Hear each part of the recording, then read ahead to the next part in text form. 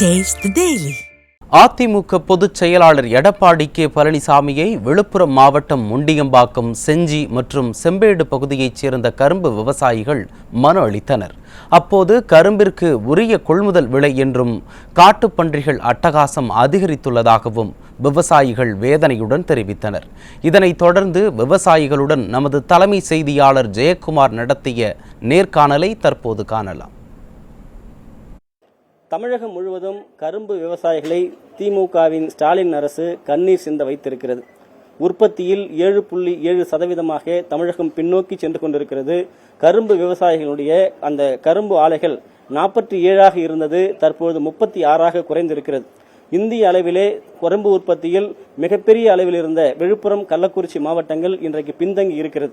இந்த நிலையில் அந்த முண்டியம்பாக்கம் கரும்பு அந்த தொழிற்சாலை சங்கத்தைச் சேர்ந்த தலைவர், செயலாளர் நம்மோடு இணைகிறார்கள். அவர்கள் அதிமுகவுடைய பொதுச் செயலாளர் புரட்சித் தலைவர் எடப்பாடி கே பழனிசாமி அவர்கள் விழுப்புரத்தை இன்றைக்கு மக்களை காப்போம், தமிழகத்தை மீட்போம் என்ற புரட்சி தமிழருடைய எழுச்சி பயணத்திற்காக வந்திருக்கிறார்கள். அவர்களை சந்தித்து கோரிக்கை வழங்குகிறார்கள். குறிப்பாக என்ன மாதிரியான கோரிக்கைகள் வழங்குகிறார்கள், ஸ்டாலினுடைய திமுக அரசு எப்படி இந்த விவசாயிகளை வஞ்சிக்கிறது என்பது அவரிடம் கேட்கிறோம். சார் வணக்கம், என்ன மாதிரி கோரிக்கை வைக்கிறீங்க?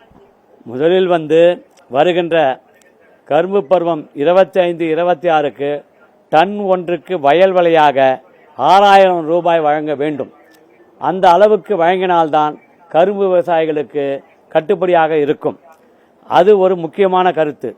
ரெண்டாவது, நம்முடைய ஊக்கத்தொகை, நம்முடைய முன்னாள் முதல்வர் எடப்பாடி அவர்கள் ஊக்கத்தொகை ஆரம்பித்து கொடுத்தவரே அவர்தான், கரும்பு ஊக்கத்தொகை என்று.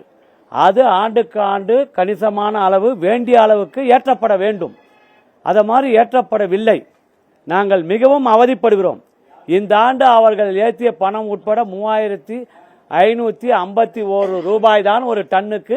எங்களுக்கு வயல் விலை இல்லை, கம்பெனி விலை, ஆலையினுடைய விலையாக இருக்குது. வயல் விலை என்பது வெட்டுகின்ற இடத்திலே வெட்டுகின்ற கூலி, வெட்டுகின்ற ஏற்றி செல்லுகின்ற இது எல்லாம் ஆலையாரை சார்ந்ததாக இருக்கணும். அந்த வேலையே நாங்கள் 6000 கேட்குறோம்.